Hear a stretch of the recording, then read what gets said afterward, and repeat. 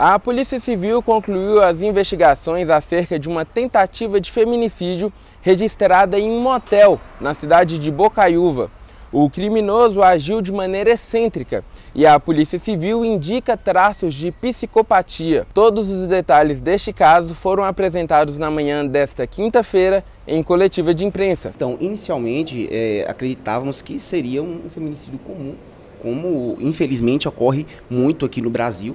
Entretanto, quando começamos a investigar, inicialmente não tinha uma motivação clara, tendo em vista que o investigado não tinha tido nenhum tipo de relacionamento anterior com a vítima e, conforme a própria vítima relatou, durante que eles estavam lá no motel, não teve uma discussão, não teve uma briga, não teve nada que pudesse ter inicialmente motivado o fato. Então, com as diligências investigativas, é que começamos a perceber que tinha uma motivação torpe, uma motivação um pouco macabra para o fato.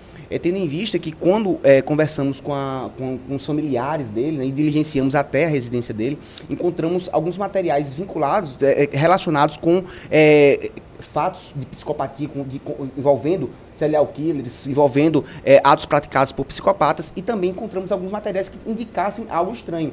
E a genitora dele nos relatou, né, inclusive em depoimento prestado na delegacia, de que o filho, 2 semanas antes do fato, tinha relatado para ela que tinha um sonho, né, que era um sonho dele, ter uma mulher morta, mumificada, conservada com formol, para poder ele usá-la a forma e a hora e quando ele bem entendesse. Essa genitora falou também que, procurando nas coisas do filho, encontrou diazepam, né, que é um remédio utilizado para acalmar, para adormecer uma pessoa. E essa genitora falou que indagou o filho porque ele tinha esse remédio com ele lá. E ele relatou para a mãe que ele queria justamente dopar uma mulher para que essa mulher ficasse quieta, parada, sem nenhum tipo de reação, para ele poder também usá-la a hora e a forma como ele quisesse, justamente como uma forma de uma espécie de uma escrava sexual. Então, a vítima tinha um bar na cidade, eles não tinham tido nenhum tipo de relacionamento, e esse indivíduo foi até lá para começar a frequentar, né, e daí começou, foi assim que eles se conheceram, tanto é que eles apenas se encontraram 2 vezes, conforme a própria vítima relatou, o que indica justamente que eles não tinham um relacionamento profundo, não tinha algo anterior que pudesse gerar um ciúme, que pudesse gerar algo que motivasse eventual crime como esse, né, como o feminicídio. O investigado, ele tinha 19 anos, né, então fazia pouco tempo que ele tinha saído do colégio. Começamos a investigar a vida pretérita dele. Então, quando ele ainda era menor e frequentava o colégio, a gente descobriu que ele tinha já um relacionamento conturbado com os colegas de classe, e uma supervisora dele nos relatou que ele tinha, dentro do colégio lá onde ele morava, ele tinha um comportamento completamente enfim, estranho, e que assistia pornografia dentro com os colegas lá, mostrava para os colegas o que estava vendo, e chegou a ameaçar tanto a supervisora quanto os demais colegas de classe, queria matar todos lá. E isso aí foi justamente o que motivou ao colégio entrar em contato com os pais, relatar esse comportamento atípico do investigado, e os pais então levaram ele até uma psicóloga para poder ser acompanhado, tendo em vista essa situação. Foi nos apresentado, inclusive pelos próprios familiares dele, um laudo de uma psicóloga e um laudo de um médico psiquiatra. Nesses laudos, a gente entende que não há ali uma doença mental, né, que pudesse justificar uma eventual inimputabilidade penal, mas sim há indícios de uma psicopatia, ou seja, de uma personalidade, um transtorno de personalidade, que ali indicava uma apatia social, uma conduta antissocial, que ali justamente causava nele uma ausência de remorso para eventuais condutas ilícitas ou crimes que ele viesse a cometer. Ele se reservou no direito constitucional ao silêncio. Nós descobrimos a situação da mumificação pelo relato da própria genitora. Foi a genitora que nos relatou esse fato, que ele disse que o sonho dele era ter uma mulher mumificada à sua disposição.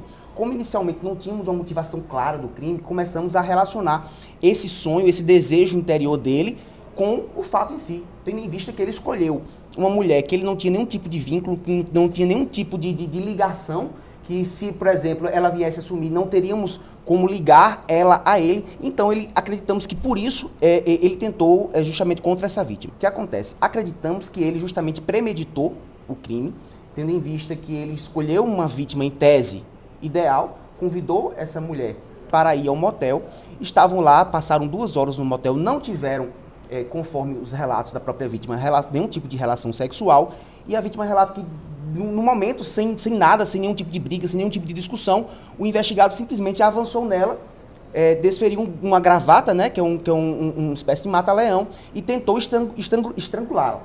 E aí, nesse estrangulamento, a vítima conseguiu morder o braço do braço do investigado, e aí, com a mordida forte, o investigado provavelmente não conseguiu segurá-la, soltou, e aí desferiu 2 golpes de faca. Um na lateral direita do pescoço e outro na parte posterior, na parte de trás. Esse homem pode ter feito outras vítimas?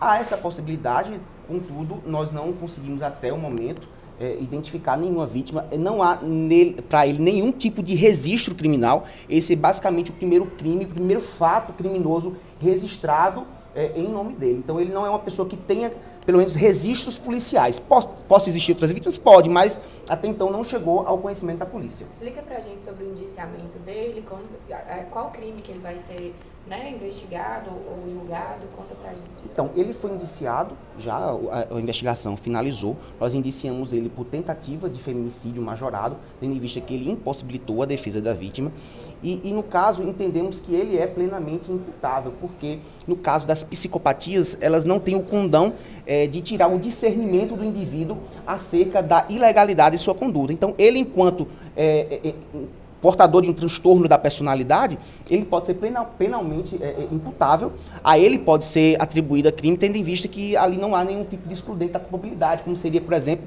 no caso de uma doença mental, que é um caso de esquizofrenia, por exemplo, que ele não há nenhum tipo de diagnóstico ou indício de esquizofrenia, mas sim de uma psicopatia. Ele foi preso no mesmo dia do crime, permanece preso? Então, logo após ele tentar esfaquear a vítima, né, tentar matá-la, a vítima conseguiu fugir do quarto e pedir socorro. Ele se trancou dentro do quarto e apenas foi preso quando a polícia militar chegou ao local e, com a chave reserva da porta lá do quarto, conseguiu abrir e efetuar a prisão. Então, no mesmo dia, praticamente alguns instantes após, ele chegou a ser preso.